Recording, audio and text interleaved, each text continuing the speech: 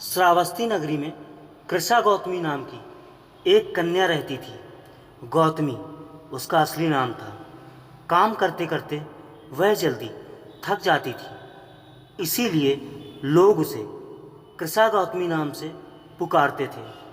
गौतमी ने जवानी में प्रवेश किया और उसका विवाह हो गया। गौतमी गरीब घराने से थी, अतएव उसकी ससुराल के लोग उसका यथोचित आदर नहीं करते थे। कुछ समय बाद गौतमी के एक पुत्र हुआ। अब घर में उसका आदर होने लगा, लेकिन होने को कुछ दूसरा ही मंजूर था। गौतमी का शिशु जब कुछ बड़ा हुआ और इधर उधर खेलने लायक हुआ तो विधाता ने उसे उठा लिया। गौतमी ने सोचा, पुत्र जन्म से पहले मेरा इस घर में अनादर होता था। पुत्र जन्म के बाद लोग मेरा आदर करने लगे, लेकिन अब ये लोग मेरे प्रिय शिशु को न जाने कहाँ छोड़ देंगे। गौतमी अपने मृत पुत्र को गोद में ले उसके लिए घर घर दवा मांगती फिरने लगी। लोग ताली बजाकर हंसी ठट्ठा करते और कहते, पगली, कहीं मरे हुए की भी दवा होती है। किसी भले आदमी को गौतमी पर बहुत दया आई। उसने सोचा, इसमें इस बेचारी का दोष नहीं, यह पुत्र शोक से पागल हो गई है।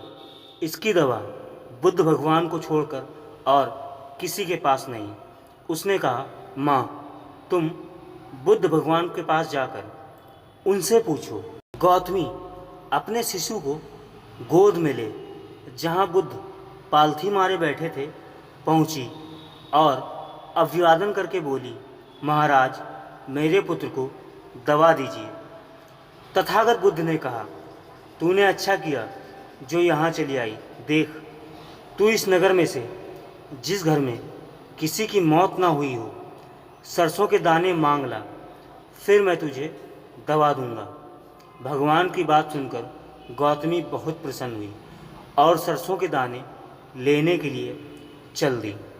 पहले घर में जाकर उसने निवेदन किया, देखिए, बुद्ध भगवान ने मुझे आप लोगों के घर से सरसों मांग कर लाने को कहा है।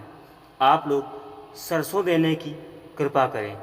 गौतमी के ये शब्द सुनकर एक आदमी झट से अपने घर में से सरसों के दाने ले आया और गौतमी को देने लगा। गौतमी ने पूछा, पहले यह बताइए कि इस घर में किसी की मौत तो नहीं हुई।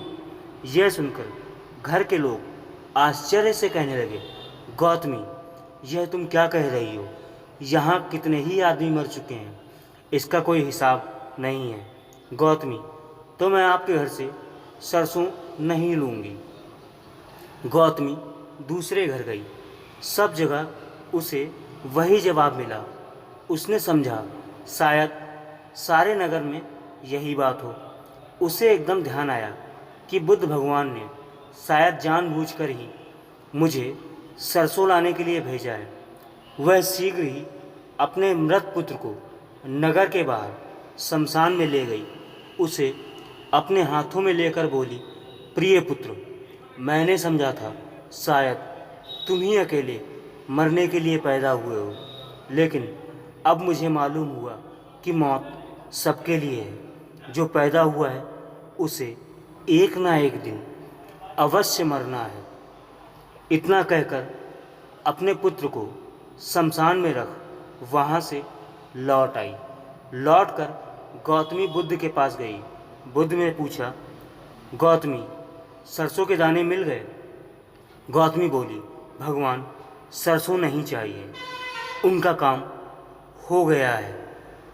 जीवन और मरण एक कटु सत्य है, इसीलिए आप अपने कर्म पर ध्यान दें और जीवन और मरण की चिंता बिल्कुल ना करें।